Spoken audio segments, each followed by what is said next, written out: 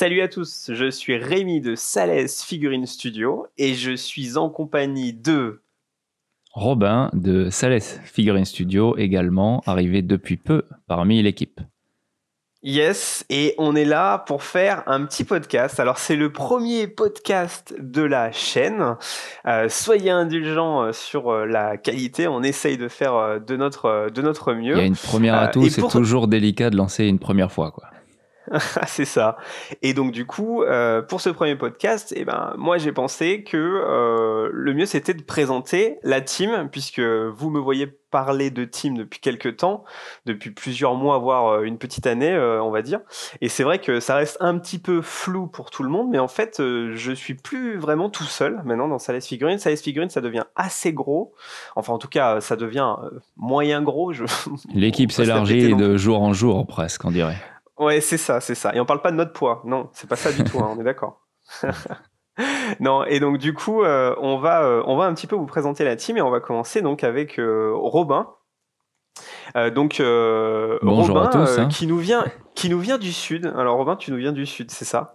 Alors je viens du sud, oui, je suis près d'Avignon, à Bagnols-sur-Cèze. Mais voilà. Je n'ai pas été au sud toute ma vie. Hein. Je suis d'abord un Alsacien avant tout. Ah voilà, donc c'est vrai que là, déjà... on touche quelque chose un peu touchy. En gros, faut pas le faire chier sur l'Alsace, quoi. Voilà, les gars, vous êtes prévenus. Bon, écoute, mon cher Robin, ce que je te propose, c'est que on se fasse un côté intervieweur. Ok, entendu, ça marche. Et puis je vais te poser des questions et on se fait ça comme ça. J'essaierai d'y répondre au mieux et le plus sincèrement possible. Ouais, voilà. Oula, déjà ça sent la connerie là.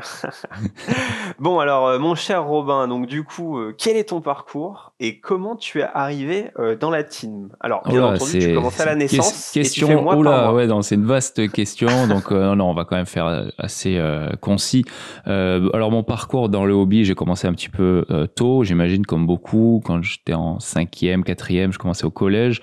Avec la boîte V3, hein, magnifique. Et là, les nouveautés Black Templar résonnent en moi hein, depuis que j'ai commencé.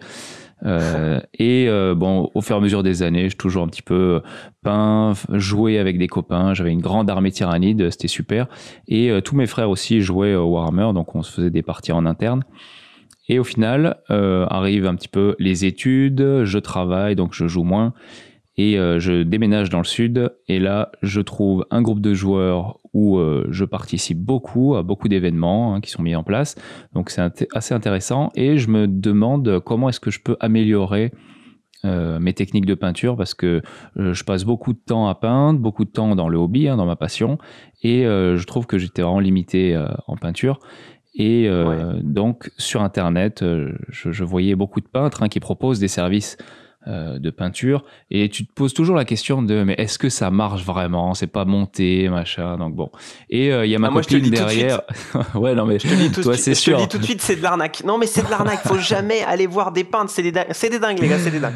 Non, non excuse-moi, vas-y, je te laisse finir. Et derrière j'ai ma copine qui me dit tu fais ça tout le temps, faudrait quand même maintenant que tu le fasses vraiment bien et ça te fait plaisir, alors va voir un peintre. Et donc elle m'a payé ma première formation donc chez toi, chez Sales Figurine.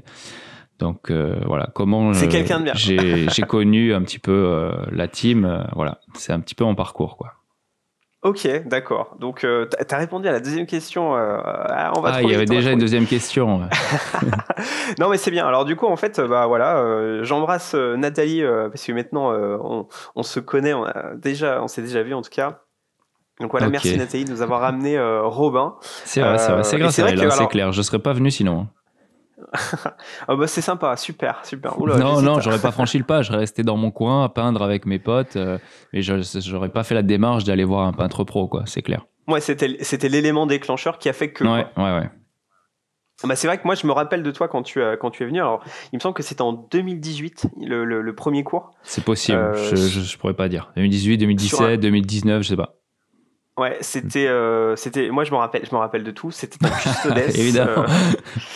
Oui, j'étais venu pour une formation pinceau parce que j'étais contre l'aéro, vraiment je me dis l'aéro c'est de la triche. Donc je voulais améliorer mes techniques que au pinceau. Et oui. Je me rappelle. Ouais, ouais. Et donc du coup, je t'ai montré quand même un petit peu d'aéro parce que t'étais curieux, mine de rien. Puis voilà, quitte à avoir un gars à Ouais, côté mais de j'ai toi qui fait de regardé que l'aéro, d'un ben. œil, hein, et avec l'autre fermé. Et en fait, alors moi, je me rappelle d'une phrase que tu as dit à la fin des 2 jours de formation sur ton Custodes. C'était sur un personnage Custodes. Tu m'as dit, putain, j'arrive pas à croire que c'est moi qui ai fait ça. C'est vrai. Et en fait, il y avait plein de techniques que je faisais, mais que je maîtrisais pas. C'est-à-dire poser un lavis, ok, mais en fait, Ouais, tu l'enlèves dans les reliefs, tu le laisses que dans les creux, tu vois, pour affiner la pose du lavis. Ça change tout. Déjà, ça change énormément pour quelqu'un qui fait que du tabletop, ouais. quoi. Couche de base lavis. Et là, ça change tout. Ensuite, surlignage, détourage de volume, ajout de teinte en seulement 2 jours. Franchement, c'est vrai que sur les photos, j'ai même fait un petit montage comme ça photo pour voir mon Custodes. Alors, j'avais jamais peint de Custodes avant, ni de Space Marine, hein. Moi, je faisais que du Tyrannide presque, enfin bon, que du biologique. Donc, de voir un Custodes comme ça peint, avec un socle en marbre comme ça, j'étais trop heureux. Vraiment, c'était top. Yes. Et donc après, t'es revenu l'année d'après, il me semble. Ouais. On Ouais, ouais. avait, on avait déjà d'ailleurs un petit peu sympathisé pour le premier, puisque, alors pour ceux qui se demandent, de temps en temps, ça arrive que on est humain, et donc du coup, ça arrive de sympathiser avec les élèves. Ouais, Et, tu sors du et donc, rapport que formateur.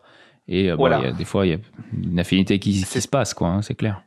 ouais, tout à fait, tout à fait. En plus, on avait pas mal de domaines en commun à côté, hein, notamment sur Ouais. les jeux vidéo, par exemple. Et donc, du coup, ouais, on est devenu presque, sans dire qu'on était amis à ce moment-là, on était des collègues, quoi. Vraiment, de temps Ouais, en temps, on se voilà, on parlait. pouvait communiquer de temps en temps comme ça, mais on n'était pas potes. De toute façon, on n'habite pas très proche, hein, donc à quoi il y a 1 heure et demie de route. Donc, Voilà. ouais. Et donc, ce qui t'a mis le pied à l'étrier, on va dire, c'est le second cours que tu fais donc 1 an plus tard. Donc là, Ouais. on est en 2019, Donc là, le où là, en cours, il fait, fait suite. En fait, tu m'avais montré quelques trucs d'aéro et je me dis, en fait, ça n'a pas l'air euh, autant le démon que ça. Tu vois, je dis, ça peut quand même être bien et accessible. Tu vois, ouais. et de nouveau, je viens poussé par ma copine hein, qui me dit, bah vas-y, fais-le, ça va être génial, tu vas t'éclater. Donc je Et là, on fais fait un kitane. deuxième formation sur un Kitane Forge, Ouais. incroyable, aéro, couche de base, tout. C'était une formation, je sais plus, 2 ou 3 jours. 3 jours, je crois, hein, il C'était me trois semble. jours. Donc, Ouais, ouais. alors normalement, en plus, là, c'est vraiment parce que déjà, je t'aimais bien parce que les grosses pièces comme ça, j'hésite à les faire sur 3 jours parce que c'est trop complexe. Mais de toute façon, on C'est l'avait beaucoup pas trop fini long. en 3 jours. On l'avait pas Voilà. terminé, il Et me en, et semble en, pas. et en fait, bon, ça permet quand même de voir énormément de techniques en 3 jours. Moi, je pense qu'on a quasiment tout vu en fait en 3 jours, puisque là, tu avais même pris les cursus weathering, Ouais. donc c'est-à-dire le vieillissement artificiel des surfaces à l'huile. D'ailleurs, on l'avait fait à l'huile, Mhm. qui est quand même un peu particulier. Tu t'en rappelles de ça, ouais? Ah bah ouais, bah déjà l'aéro c'était pas évident au début, mais il y avait après la pose du vernis, donc pose du vernis, vernis brillant, vernis Ouais, mat, euh, pour faire le weathering sur du véhicule, c'était assez ouais. particulier, nouveau, complètement nouveau pour moi, j'étais assez frustré au début, et au final bah, tu progresses quoi, tu progresses en seulement 3 jours quoi, c'est vraiment rapide, les résultats sont impressionnants quoi. Je fais un kitane en 3 jours. Après, je suis parti faire le socle à la T'as fait maison, un... mais Ouais, ouais, on n'avait pas pu faire le socle. Alors moi, j'avais fait un Kitan Iron Warrior. ouais, ouais, ouais. Et puis toi, tu avais fait un Kitan World Eater déjà en rouge, hein, Oui, bah attends, c'était pour aller avec mon armée de démons de cornes qui est de démon, énorme. ouais, ouais. Ça Donc, commençait déjà à mon titiller d'avoir kitane, une armée de World Eater. oui, mais surtout de machines démons, tu vois, il fallait qu'il y ait le mot-clé démon dedans. Ouais. Ok, alors du coup, on a parlé un petit peu des formations que tu as suivies. Tu as fait aussi un Chaotic Knight l'année d'après, mais disons que la formation que tu as pris sur le Chaotic Knight, c'était plutôt... D'ailleurs, c'est là où je t'ai proposé de rentrer dans la team, Ouais, en fait, c'est vrai. quand j'ai vu que tu avais le niveau, que tu avais l'envie, et puis surtout que tu avais la possibilité de le faire, puisque Surtout peindre que des j'avais du temps figurines... aussi. C'est le temps Voilà, aussi. c'est ça. C'est ça, c'est ça. Donc, parce que toi, tu fais un... Donc, on peut le dire, tu es maître nageur. Oui, je Et suis donc tu maître fais beaucoup de... nageur et entraîneur. Donc en fait, le soir, Mm. j'entraîne tous les soirs et le Voilà, reste de la journée, ben, je suis libre. Donc c'est ça. c'était Et, vraiment l'idéal, quoi. Et comme c'est déjà ta passion, bah, tu te dis, tiens, on va pouvoir peindre des figurines pour les autres, ça va être cool. Et puis, quel effet ça te fait à ce moment-là, en fait, de rentrer dans la team Salès Figurines, puisque on est déjà, donc à l'époque, on est 3 dans Salès Figurines, puisqu'il y a Estelle et Nicolas. Estelle est partie de la team depuis, mais Nicolas est d'ailleurs encore là. Mais tu rentres dans un collectif, en fait. Ouais, je rentre dans un collectif où il y a déjà une assez bonne dynamique, à la fois pour la peinture, pour l'entraide, les relations et le jeu même, pour les moments qu'on passe ensemble. Et donc d'arriver là et de me dire, bon ben, je peux peindre des commandes de peinture pour Salès Figurines. Donc déjà, il y a quand même une pression parce qu'il faut avoir le niveau. C'est-à-dire qu'il y a de la confiance aussi de ta part et de rentrer dans la team, d'avoir ses propres commandes que tu dois honorer. Ça m'a un peu mis la pression, mais au final, la première commande s'est assez bien passée. Et puis j'ai fait, comme tu as dit, mon Imperial Knight en formation chez toi, et ça m'a plutôt rassuré quoi là-dessus. Ouais. Ok. Ouais, c'est vrai que moi je pense que à ce niveau-là, à cette époque-là en tout cas, tu avais encore quelques petites techniques à peaufiner, et notamment les deux techniques qui sont les plus demandeuses en termes de technicité pure, c'est le lining et le surlignage. En tout cas, c'est celles qui te prennent le plus de temps. Ouais, c'est ça. Ça, j'y arrivais, mais c'était chronophage, quoi. Ça me prenait un temps d'en faire, de faire le lining, après le surlignage. Sur chaque figurine, j'avais pas encore le coup de main, quoi. Donc c'est vraiment avec l'entraînement qu'on devient plus efficace, et il faut pratiquer, ouais. Voilà, c'est ça. Mais au final, c'est arrivé relativement rapidement, et c'est sûr que au début, c'est chronophage, mais c'est de moins en moins chronophage. Plus tu en fais, et plus c'est rapide, quoi. Ouais, c'est surtout la figurine en elle-même qui te permet de t'améliorer. Si tu peins que des Space Marines, tu vas devenir hyper rapide en Space Marine. Mais si tu repasses dans quelque chose où il y a moins d'armure, tu vois, la main se fait vraiment à la forme de la figurine. Et si tu passes à une autre figurine, paf, ça redevient un petit peu difficile quelques jours, et après, hop, ça revient vite, quoi. Ouais. Oui, alors en tout cas, pour moi, parce que c'était un peu le début, quoi. Donc, je l'expliquais comme ça. Et au bout d'un moment, c'est un peu organique, ça se fait, c'est comme une seconde nature, quoi. Ouais. Et donc au final, ça clôture totalement tes projets de formation, puisque même si on continue de se former ensemble au fil du temps dans la team, on va dire que à partir du moment où tu rentres dans la team Salaise, là, on se dit, ok, c'est bon, j'ai atteint cette étape-là, c'est quand même déjà il y a le niveau minimum est atteint, quoi, c'est clair. Voilà, il y a une petite consécration. Et donc du coup, avec le recul, donc ça fait pratiquement 2 ans maintenant, avec le recul, les formations, tu les conseillerais aux gens ? Alors, je conseillerais les formations, c'est clair, je les ai faites. Donc la formation pinceau, déjà, ça change la vie. Et l'aéro, c'est pas que ça change de vie, ça change de dimension. On part sur un autre univers. C'est fou, quoi. C'est fou. L'aéro, ça change, mais totalement, votre conception de peindre vos figurines. Après, il faut aimer le rendu aéro, tout ça, hein, mais je pense que pour faire un dégradé parfait en le moins de temps possible, vous pouvez pas le faire avec un pinceau, c'est pas possible. L'aéro, ça te donne un outil qui te permet de travailler vite et avec un niveau élevé de précision, quoi. C'est incroyable, c'est incroyable. Donc les formations, que ce soit peinture, pinceau, weathering, aéro, moi maintenant je les fais, je les utilise tout le temps, donc je peux que les conseiller, hein, c'est sûr.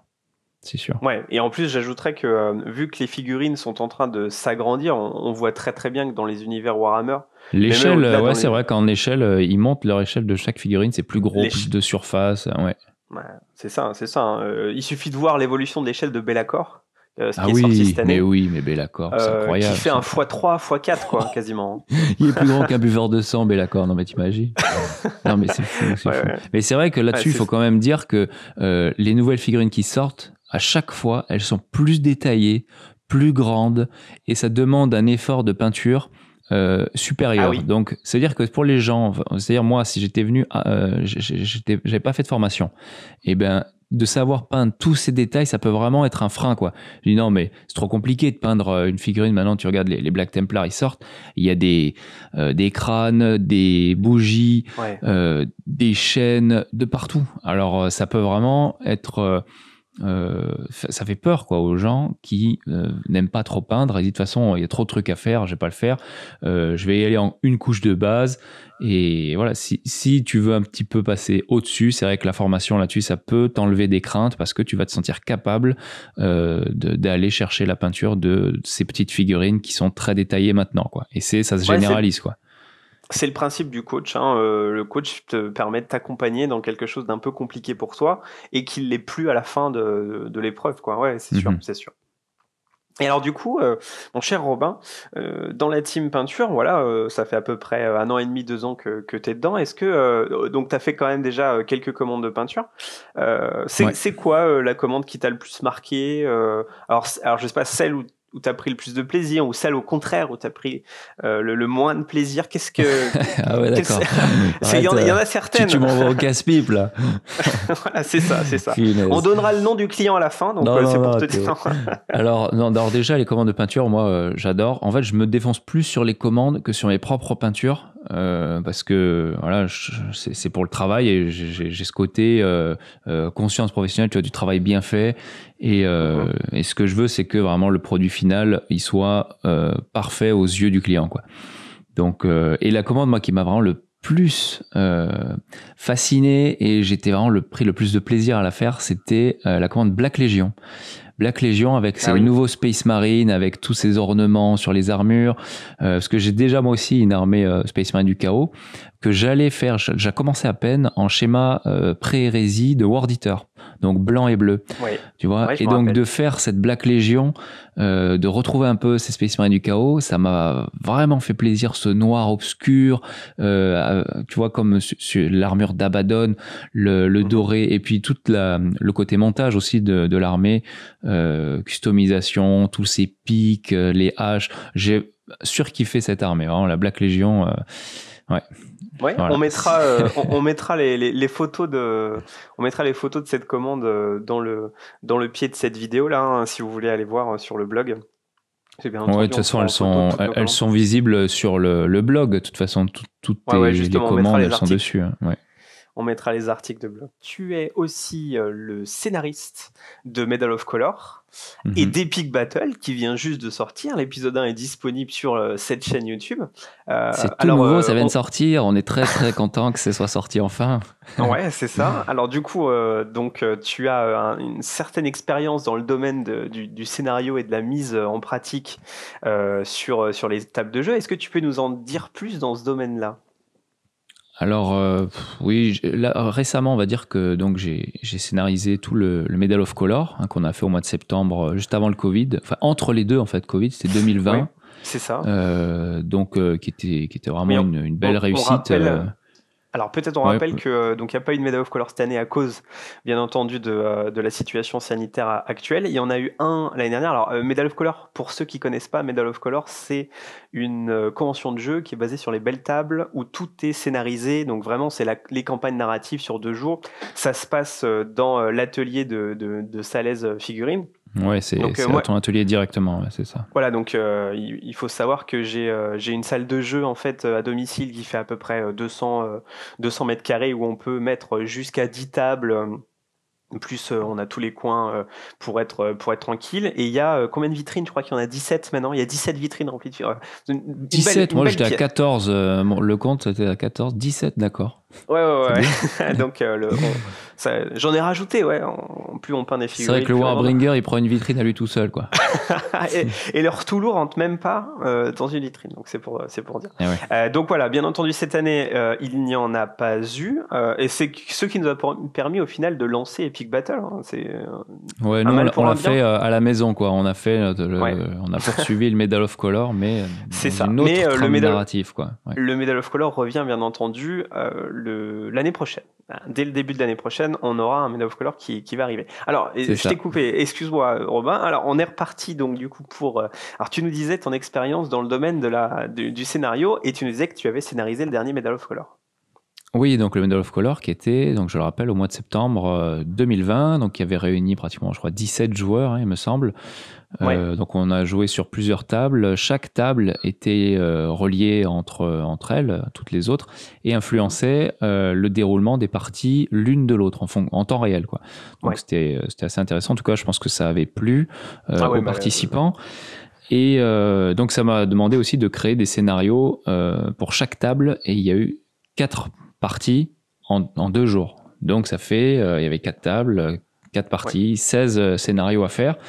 Donc pour moi c'était un plaisir. Je fais ça depuis un moment en fait, depuis pratiquement le lycée, quand j'étais avec mon groupe de copains, de joueurs, j'avais créé des jeux, enfin un jeu à faire un peu comme à la O-Game en fait, où chacun avait son carnet, remplissait, enfin c'était le projet en tout cas, hein, ça c'est pas concrètement, ça c'est finalement pas très bien fait parce que à cet C'est- âge-là, on se faisait emmener par nos parents pour aller jouer chez l'un, chez l'autre. Donc au C'était trop final, ambitieux là. ouais, non, Alors, soyez en en passant, fait, on en parlait comme ça, mais c'est vrai que. Ah Mais oui, du coup, j'étais dans mon Au game, coin et. c'est le jeu sorti des tréfonds. Ça existe encore, je pense. Hein. Ouais, ouais, enfin, il y a plein d'autres jeux comme ça qui sont similaires, genre Stargate Universe, Origin Returns. Ouais, ouais, ouais, j'ai joué récemment encore, hein, j'étais dessus avec d'autres amis, c'était pas mal. Enfin bon, pour en revenir au scénario de jeu, donc j'ai fait un petit peu un jeu entier basé sur, à chaque partie, vous gagnez un système solaire. Et il y avait différents systèmes solaires qui rapportaient des ressources, vraiment comme à la Ah game, et ouais. chacun écrivait les ressources qu'il accumulait par jour, par semaine. Et quand on se voyait, eh ben, on regardait qui est-ce qui avait construit quel bâtiment. Ok, ça permettait de recruter des unités en élite, des unités en QG, tout ça. Donc c'était assez marrant. Au final, bon, comme je l'ai dit, ça s'est pas hyper bien fait dans le long terme, puisqu'on n'arrivait pas trop à se voir. Ouais. Et en fait, pendant, je dirais pas toute ma vie, puisque je suis assez jeune encore, mais pendant tout le temps, j'ai comme ça l'envie de concevoir des jeux en m'inspirant de jeux vidéo, jeux de rôle et dans le monde de Warhammer, pour que sur la table, c'est pas juste une partie issue du livre de règles, on Ouais. puisse stuffer ces unités. Là, Games Workshop l'a fait avec le format Crusade, mais c'est vraiment en surface, quoi. Par la suite, j'ai créé des jeux entiers où c'est vraiment, il y a un brouillard de guerre sur la map, vous venez avec un D20, un D100 et on mixe jeu de rôle, jeu de figurines, jeu vidéo sur la table, et c'est Mhm. sur une trame narrative conçue pour être jouée donc avec différents joueurs qui sont sur une même planète. En même temps, ils savent pas quels sont les joueurs qui jouent, et c'est incroyable. Et c'est incroyable. Et après, ils se rencontrent à des moments, ils font des actions et ils se On, rencontrent s- c'est fou, franchement, c'est fou. on sent la passion Et là. voilà. Non, mais alors pareil, tu vois, c'est dommage que on n'ait pas plus de temps ou qu'on soit assez loin finalement. Tu vois, on n'est pas dans une grande ville où on est tous là. Et donc le côté pratique, c'est toujours ça. On est toujours attrapé par le côté pratique et les contraintes finalement de la vie de tous les jours, quoi, hein. Oui. Le boulot, la famille, le temps de trajet, eh ben, font que souvent ça empêche de vraiment de participer à des jeux comme ça, hyper immersifs. Donc voilà, c'est un petit peu. Donc j'ai toujours envie de scénariser et de créer des jeux, et je vais vers les gens qui le font. Donc ça m'intéresse, ouais. Voilà, donc, et c'est pour ça que en fait, ça a bien matché aussi entre nous, parce que bah, effectivement, nous, notre vision du jeu, c'était vraiment la franche rigolade, la bière, les potes autour de la table, et puis Ouais, c'est vraiment clair. pas la prise de tête pour chaque point de règle, quoi. C'est surtout Bon après, moi le- j'ai fait des tournois, j'ai joué en format hyper dur, en compétitif et tout. Je me suis fait éclater la tronche, j'ai éclaté des tronches. Je me suis plus fait éclater que je n'ai éclaté de gens en tournoi. Mais c'est vrai que il y a le côté la gagne, hein, bien sûr, hein, mais plus le côté immersif, ou quand vous lisez un roman, par exemple de Loris Hérésie, c'est incroyable, vous avez envie de voir ça sur un champ de bataille. Et moi, c'est plus ça qui m'attire en tout cas, et c'est ce qui nous a rejoints aussi tous les deux. C'est que, ok, il y a le côté ultra compétitif, mais au final, on est là pour passer un bon moment dans un hobby, une passion, et ça nous fait kiffer, quoi, c'est clair. Ouais. Non mais c'est clair, c'est clair. D'ailleurs, petit aparté, avant de me connaître, t'étais pas trop dans l'Horus Hérésie. Ah ouais, pas du tout fait. même, hein, pas du tout. Hein. Je trouvais que Voilà, c'était mais abusé bon. d'ailleurs. J'étais anti-Space Marine en fait. Donc Ouais, moi c'est vrai, j'étais c'est full vrai. Xenos, Tyrannide, Et oui, Tau, parce que, et Necron, ouais, ouais. Eldar. Et donc quand je vois Space Marine, je me dis non, non, non, ça c'est Games Workshop, tu vois, c'était commercial. Et quand je voyais un bouquin qu'un Space Marine il butait un prince terrier d'un main nue, je disais non, non, non, je refuse. Oui, Donc enfin je peux bon. pas être pour Loris Hérésie quoi.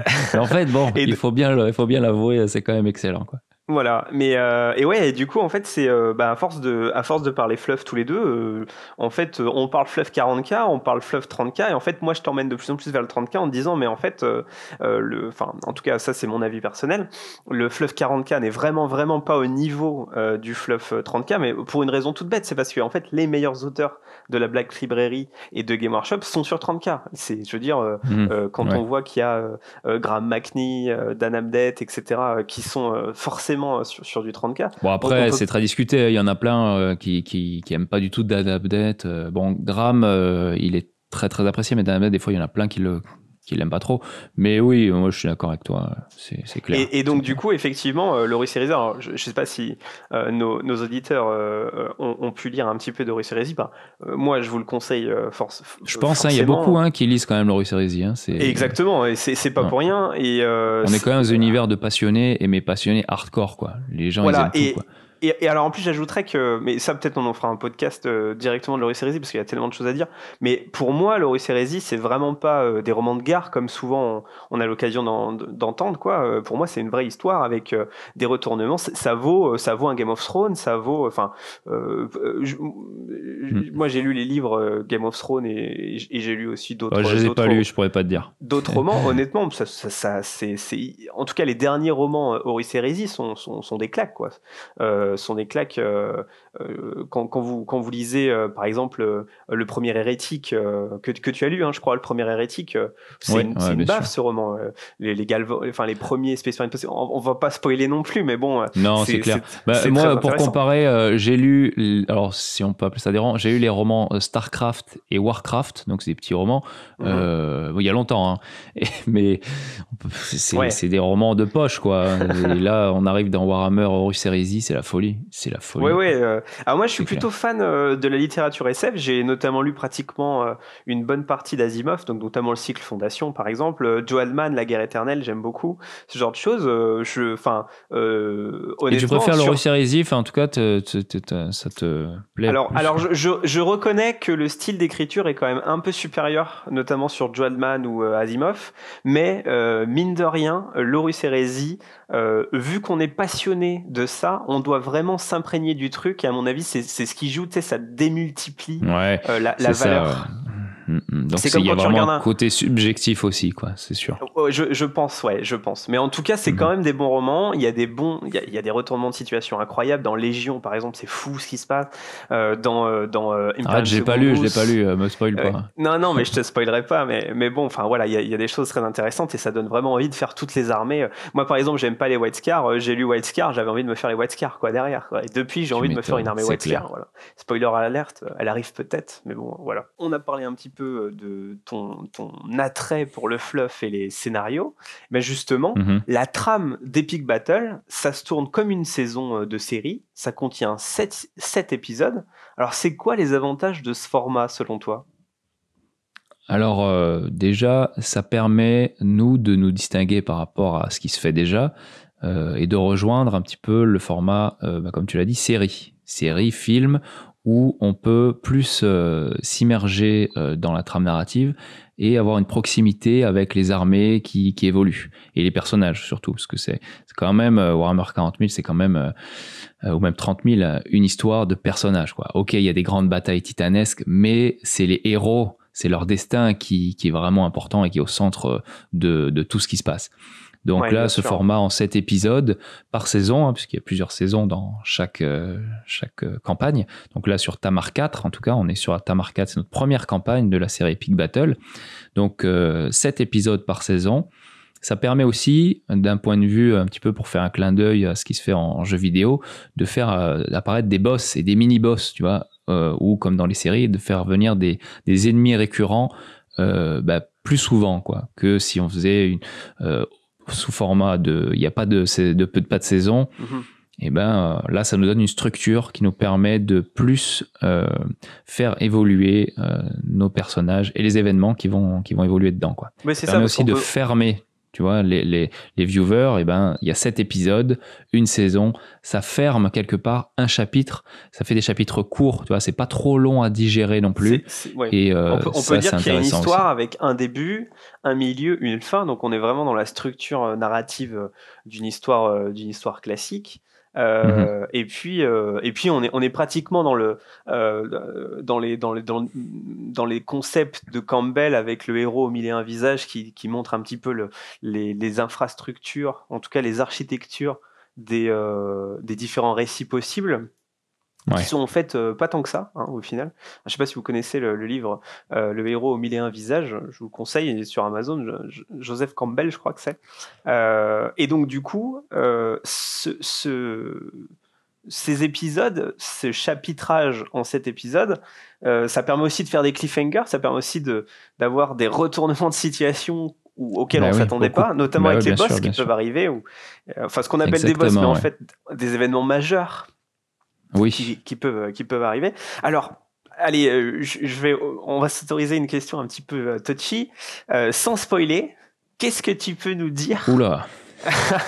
Ouais, non, c'est dur. C'est compliqué, ça. Sans spoiler, qu'est-ce que tu peux nous dire sur la suite de l'Epic Battle? Alors là, à l'heure où on enregistre ce podcast, on est au premier épisode, donc c'est vraiment que le début, hein, donc on rappelle que les ultramarines viennent d'arriver sur la planète pour sauver en fait une force d'expédition, enfin une expédition de l'Adeptus Mechanicus qui s'est fait défoncer par les Nécrons.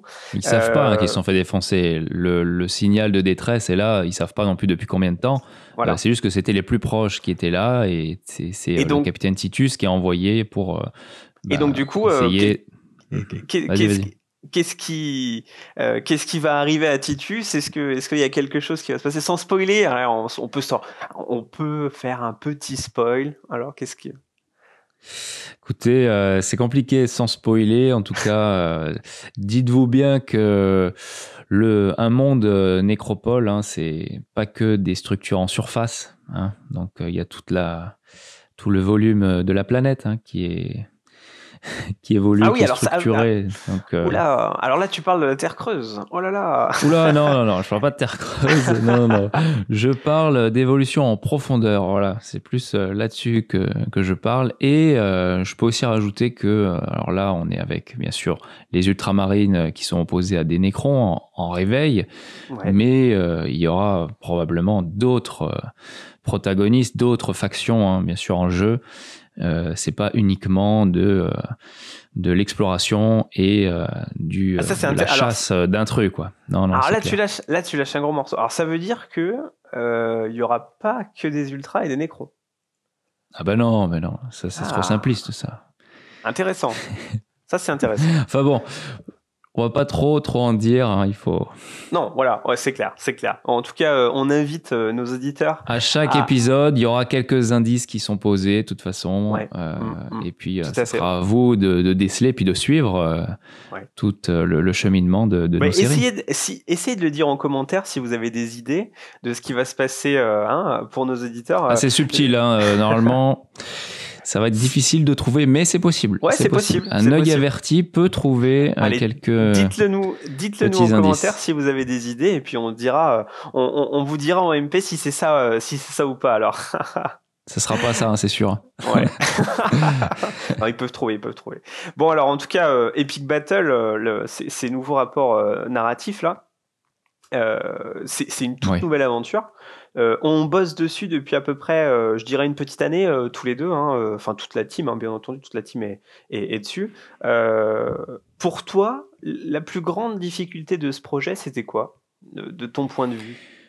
Eh ben, comme on l'a dit, moi je suis maître nageur à la base et passionné bien sûr de Warhammer, de tout l'univers et de jeux. Donc, point de vue scénario, pas de problème. Ça, je surkiffe faire ça. Donc, j'ai de l'inspiration, je peux faire.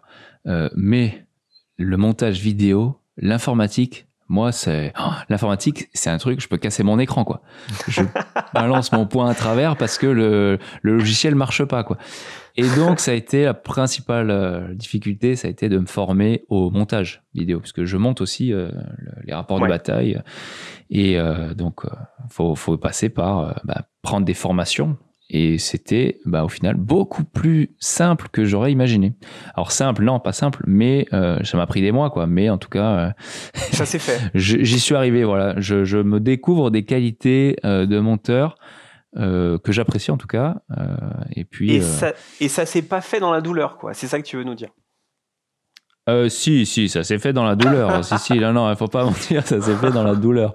J'avais 2 ordinateurs, un pour monter, un pour lancer la formation, un autre pour communiquer. C'était dans la douleur. Et puis d'arriver à un résultat potable, j'ai mis des semaines et des semaines. Un potable où j'étais satisfait de ce que je faisais. C'est vraiment à titre amateur, quoi, hein, pour l'instant. En tout cas. Après, donc, on est aussi, la marge de progression est colossale, quoi, hein, c'est clair. On est aussi exigeant avec nous-mêmes, puisqu'on voulait quand même faire quelque chose d'assez quali. Et malgré toute l'infrastructure qu'il y a à Salès, puisque mine de rien, dans la salle de jeu, il y a quand même énormément de possibilités pour faire des choses. On a une ferme d'impression FDM, donc pour les décors, une ferme d'impression résine pour les figurines.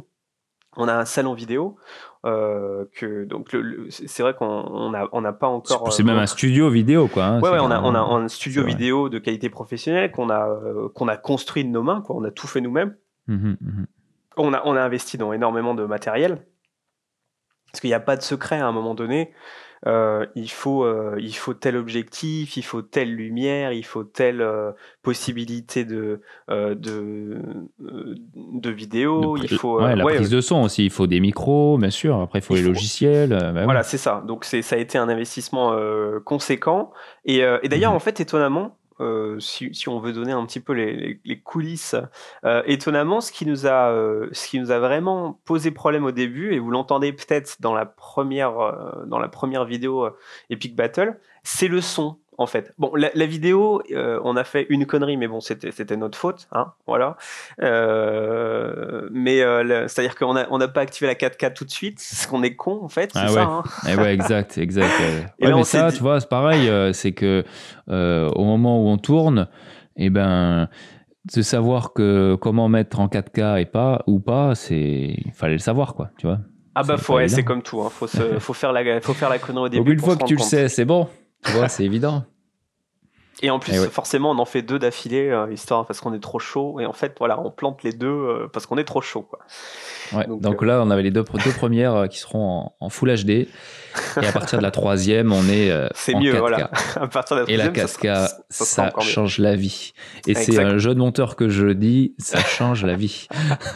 Ouais, c'est sûr. Et donc après, la prise de son, qui nous a quand même aussi demandé pas mal d'efforts, et notamment en fait la venue d'un ingénieur son à un moment donné, puisque en fait l'ingénieur son qui décode la situation en 30 secondes. Alors là, on était un peu. Il faut s'entourer en même temps. À un moment donné, on fait quelque chose de nouveau, on veut faire quelque chose de qualitatif.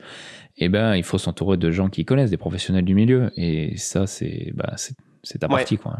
Et alors, un petit truc, une petite aparté qui nous fait grave plaisir, c'est que la première est sortie jeudi, donc on est dimanche là à l'heure où on enregistre. Énormément de gens nous disent, putain, on dirait la guerre au garage. Bah voilà, nous c'était notre objectif. Donc nous, on l'a jamais dit. On s'est inspiré clairement de la guerre au garage, c'est sûr. C'était vraiment une source d'inspiration incroyable. On l'a jamais dit parce que on restait quand même un petit peu. Modeste, faut rester modeste. Ouais, on reste modeste sur ça, puisque c'est quand même un peu présomptueux de dire qu'on va vous faire oublier la guerre au garage, tu vois. Non, c'est que c'est inoubliable, la guerre au garage. En plus, on les connaît, donc personnellement, je les connais.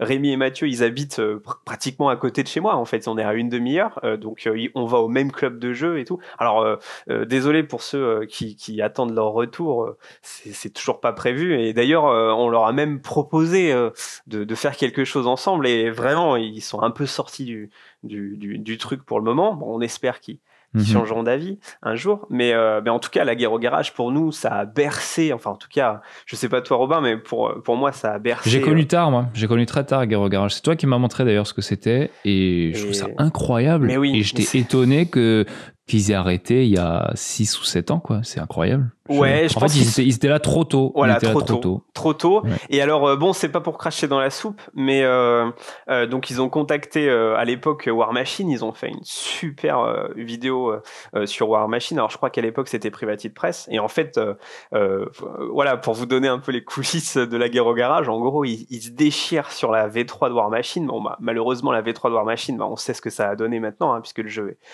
a été planté à cause de ça et puis d'autres choses, mais bon, en particulier de ça. Et en fait, genre, au moment où ils font le truc, ça leur prend 6 mois, ils font un montage de fou, ils font des effets spéciaux, machin et tout. Ils envoient à War Machine en disant, ouais, regardez, on a fait ça, est-ce qu'on peut faire un truc ensemble? Et War Machine, en fait, genre, en gros, l'email de réponse a été, ouais, trop cool les gars, merci, point. Et voilà, ça s'est terminé comme ça.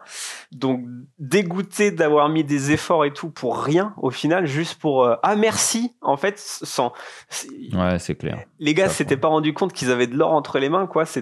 Mais genre incroyable, le jeu peut être relancé grâce à cette vidéo. On l'a traduit en anglais, c'était fou. Et en fait, ça a totalement dégoûté Rémi, qui était le monteur. Et en fait, ils ont tout arrêté à cause de ça, quoi. Donc trop dommage. Mais voilà, en tout cas, nous, ça nous fait grave plaisir d'avoir ce sentiment chez les gens de dire waouh, on reconnaît la guerre au garage. Bah, bien entendu, on met des vannes à la Kaamelott parce que on est fan de Kaamelott. On met des voilà de OSS 117. Ouais. Bah oui, mais oui. Non, on est là pour raconter une histoire, hein, pour que vous soyez emportés dans l'histoire, qu'il y ait une belle ambiance, hein, on a envie que vous rigoliez un petit peu. Et puis c'est sûr que moi je peux que rendre hommage à la guerre au garage, hein, c'est clair. Hein.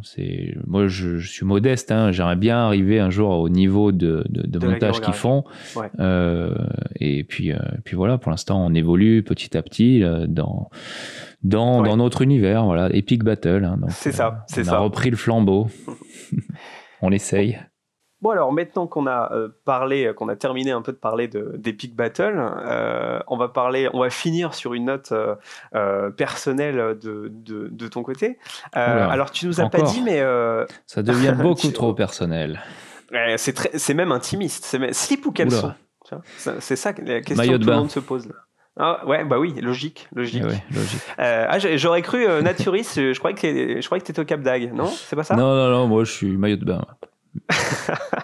Bon alors, trêve de plaisanterie.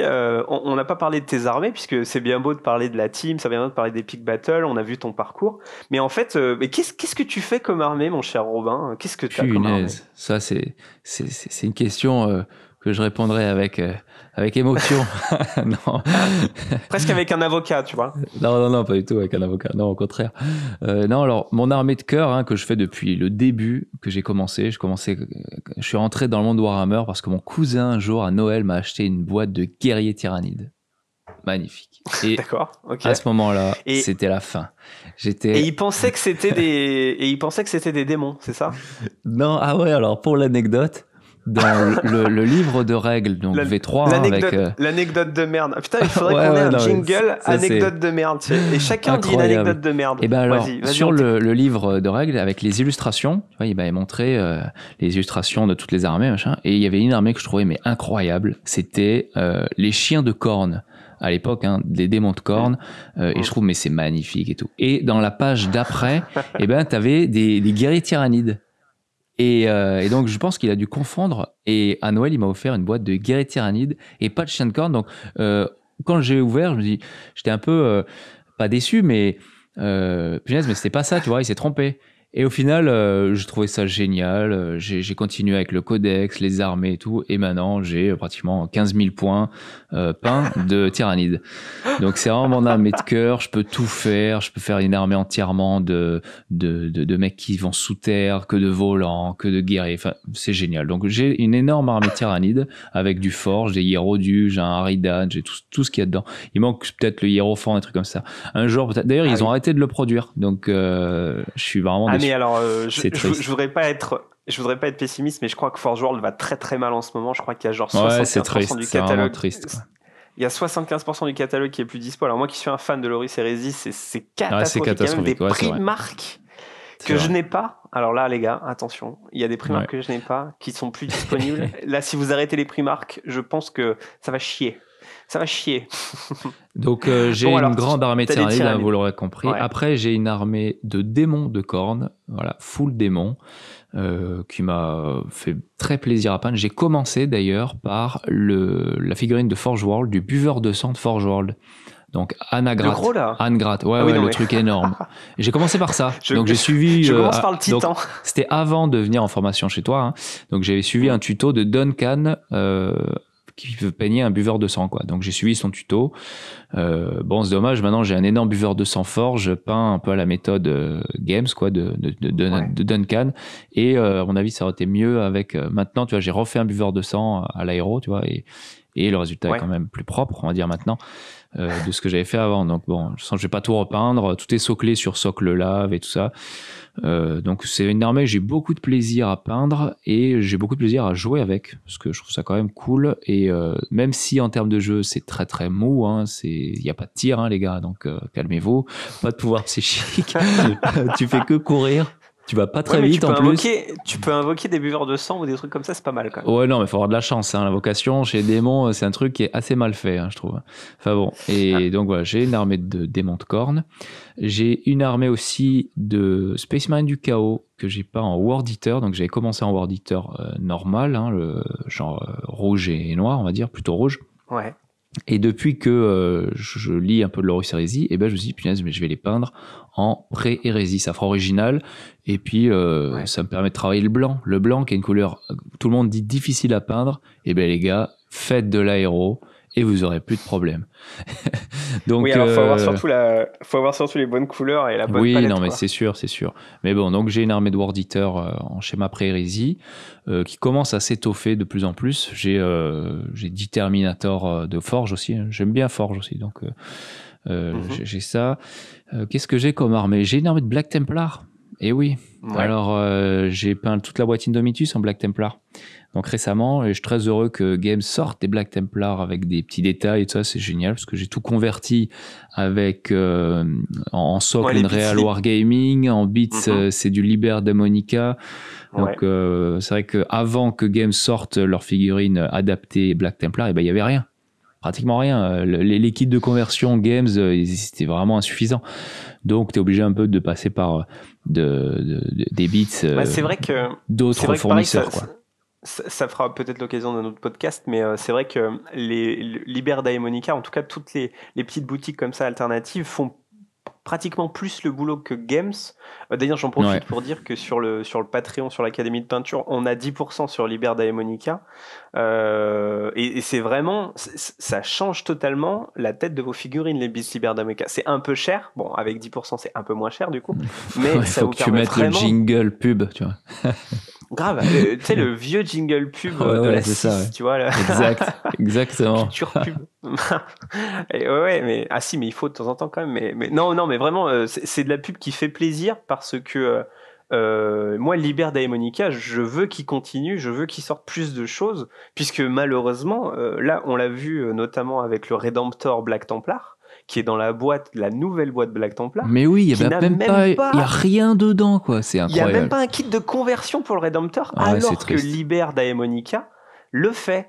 Donc, après, la Games, ils ont quand même sorti une boîte de bits de conversion pour Black Templar, officielle de Black Templar, mais ça fait quand même très cher pour le peu qu'il y a de bits à mettre même sur des véhicules. Putain, ils auraient pu quand même l'inclure directement dans les boîtes, quoi. C'est quand même fou, quoi.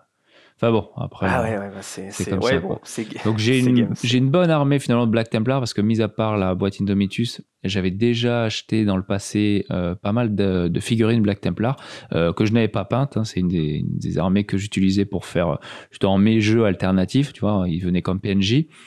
J'ai une petite armée d'ailleurs pour rentrer. En fait, toutes mes autres armées, c'est pas des armées avec lesquelles je vais jouer souvent. C'est des armées que je faisais intervenir dans mes campagnes comme PNJ.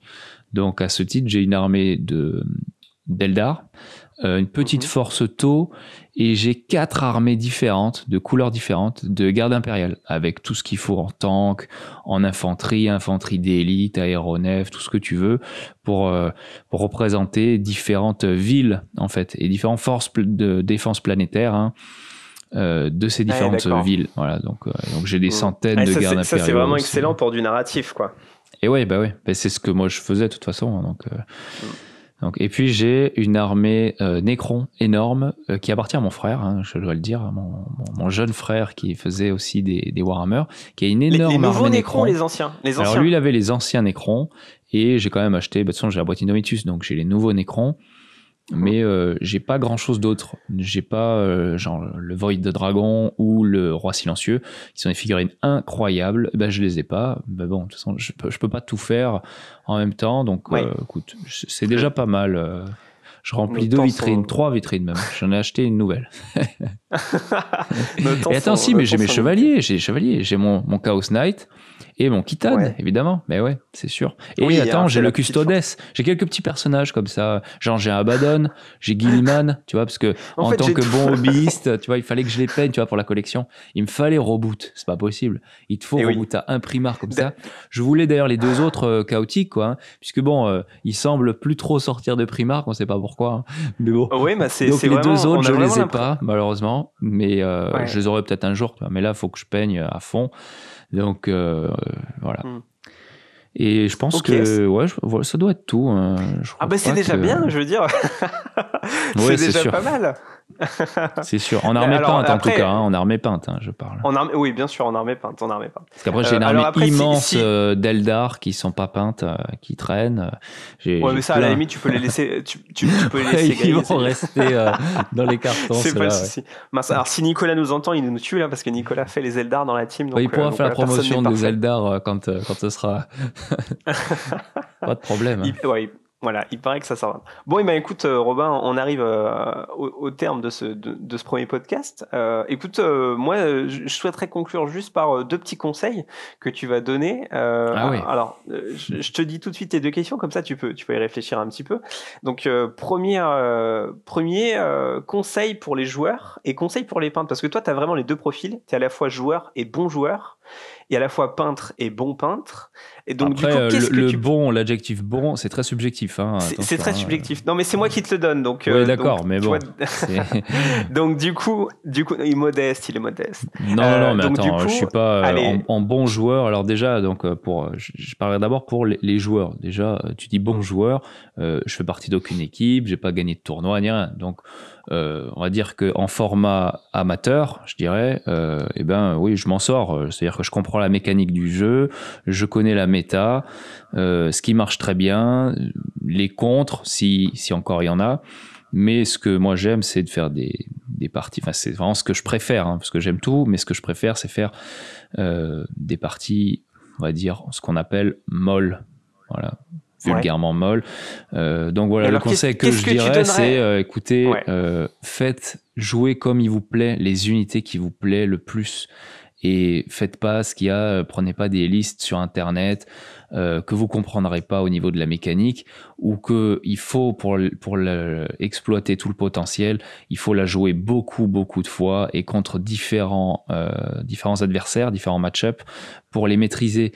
Et parce que sinon vous allez au devant de frustration, vous allez perdre avec des top listes et vous allez être frustré.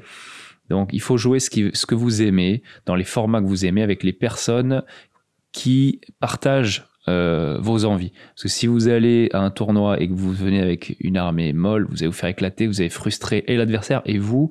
Donc pour les joueurs, trouvez des joueurs autour de vous qui vous ressemblent et faites-vous plaisir. Ouais, moi je dirais ça. Ouais.